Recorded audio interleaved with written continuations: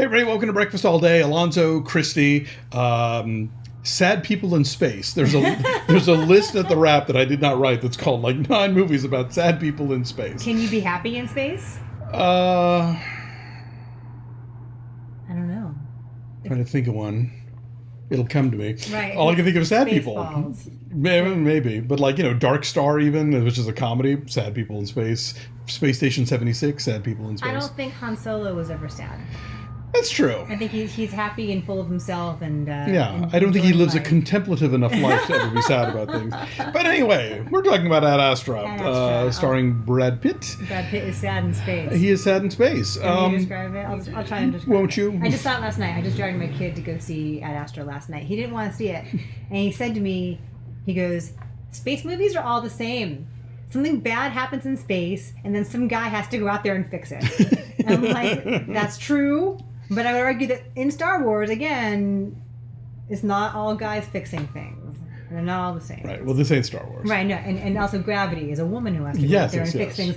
Oh, totally different. So this is directed by James Gray, and it would seem like a very different kind of movie for James Gray because prior to this, and really prior to Lost City of Z, a lot of his films were rooted in modern or like recent past reality, and the grim, gritty details of daily life and people struggling was quite frequently the stuff that interested him. And so now he has taken grim and gritty, but sent it out into the stars. And Brad Pitt is really good in this because he has to do a lot of it in a very understated, very internal way to convey what is going on with his character, who is an astronaut.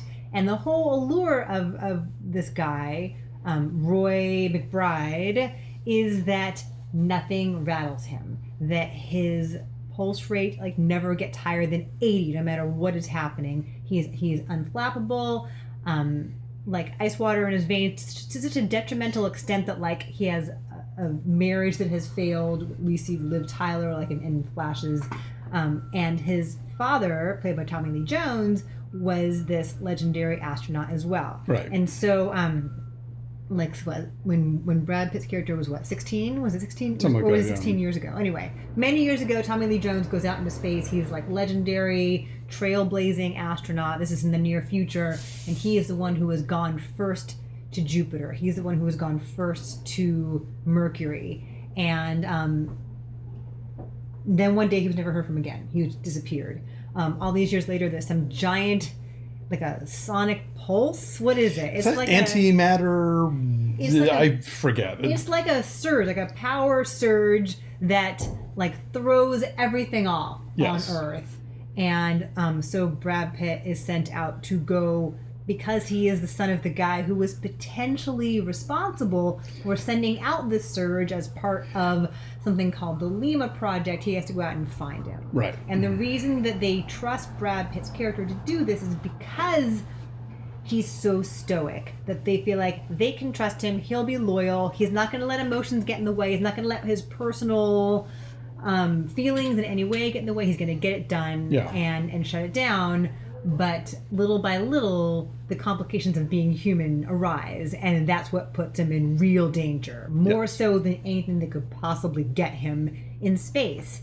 And it's really meditative and very slow and very quiet, but extremely beautiful, shot by Hoyt van Hoytema, who also shot Interstellar and Her, I want to say. I think so, yeah. So there is a dreamy kind of, not hazy, not murky, but there's it's a dreamlike quality to the imagery quite frequently in space. And also there's just such a deliberate pace that you often feel is what's happening real? Is Brad Pitt imagining it the further he gets out into space? This is a movie you're going to need to have a Diet Coke for.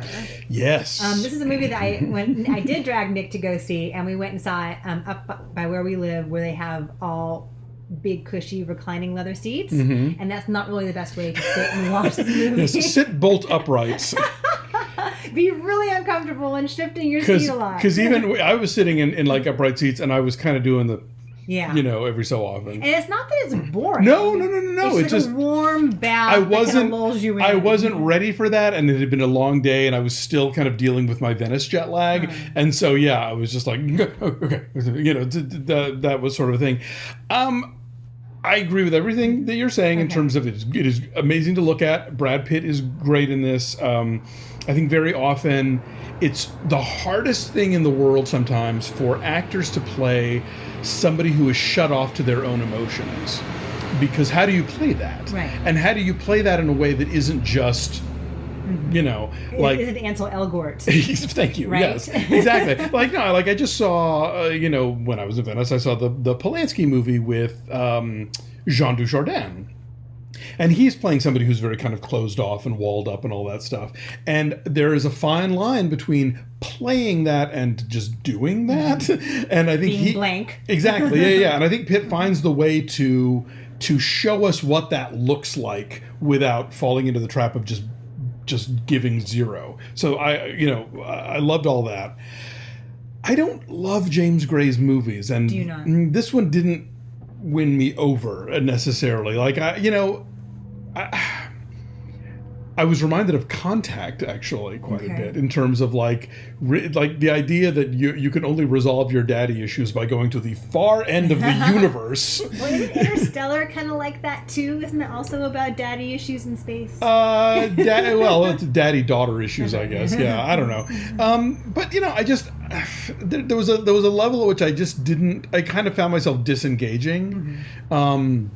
As much as I admire the craft, as much as I liked his performance, as much as I think there's a lot of really cool ideas in it. And here's the thing. It is sort of Terrence Malick contemplative for a lot of it. But then you also get like these, like a shootout moon buggy chase. And you get like feral space chimps. And, God. There are bursts of just thrilling really violence. intense scenes. Yeah.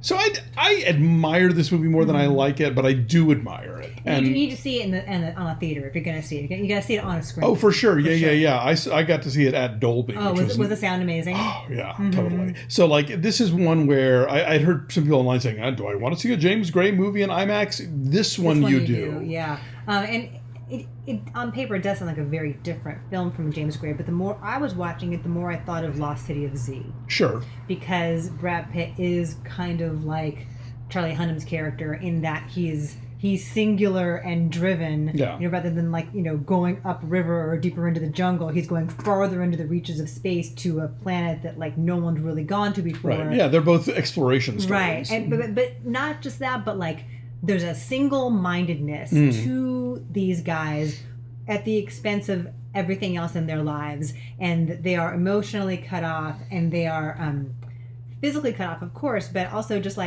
there's not really a whole lot of care about anybody. It's not like, oh hey, I'm off on my own and I'm really sad about it, I'm lonely. It's no, I gotta do this thing, and this is all that matters. It's a singularity of focus to these characters. And it does address the consequences of being that person in various different ways.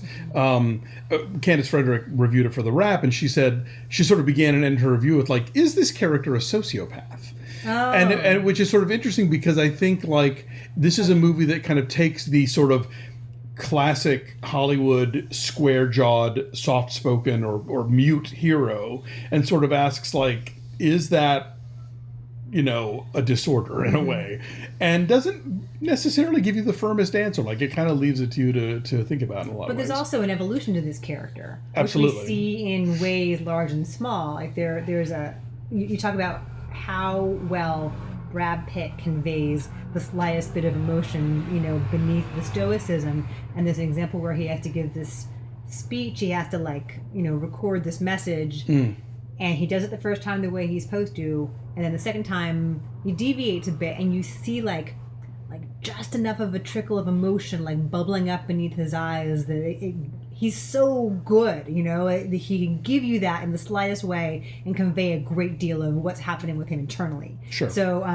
So I think in that regard, he's not a sociopath, because eventually we do see some emotions there. That's he does true. Begin to care. He does begin to care eventually. But you have Tommy Lee Jones in flashbacks and messages, but also you have Donald Sutherland, who plays one of his old college buddies and astronaut pals. So it's kind of a sequel to Space Cowboys. I've been seeing that, yeah. If you have half of Space Cowboys, come on. It's a soft sequel. 20 years later, this is the sequel we've all been looking for here. So, have we? Yeah, I wonder if they asked Clint, you know. Yeah, he doesn't have time to go to space anymore. So, yeah, no, I can't say I enjoyed it, but it's so well made, and it definitely put me in a mood afterward. Nick did fall asleep, and he was all curled up in his little ball in the recliner. I'm like, all right, wake up. Brad Pitt's done being in space. You got to get up now. So, and he has seen a lot of space movies, clearly. And so I think it's okay for older kids. Yeah, there's, apart from like a few of those sort of violent jolts, and even those aren't like, there's a little gore-ishness. But no, it's fine. Especially if you're interested in space. But yeah, it's good. Yeah, no, this. We're trying to qualify our review. I'm not like jacked about this movie, but I think it does a lot of things right, and I think it is definitely worth seeing on the big screen for sure. I'm saying 7.8. And I said. It's 7.4. 7.4. So it's 7.6. 6 number is at 81% on Tomato. Cool. Well, hey, thanks for watching. Like this video, won't you? And subscribe to our YouTube channel. Follow us at BeFastAllDay on Twitter, Instagram, and Facebook. And check out our Patreon page at patreon.com/BeFastAllDay. That's where we do movie news and TV recaps. We'll talk about trailers. And we do once a month or so, we have some of our members vote on which classic streaming film that we watch. And so today, Christy and I will be talking about Michael Ritchie's 1975 satire, Smile. So if you're already a Patreon member, thank you so much. We super appreciate it. And if you aren't, maybe think about it. Thanks. Bye. Bye.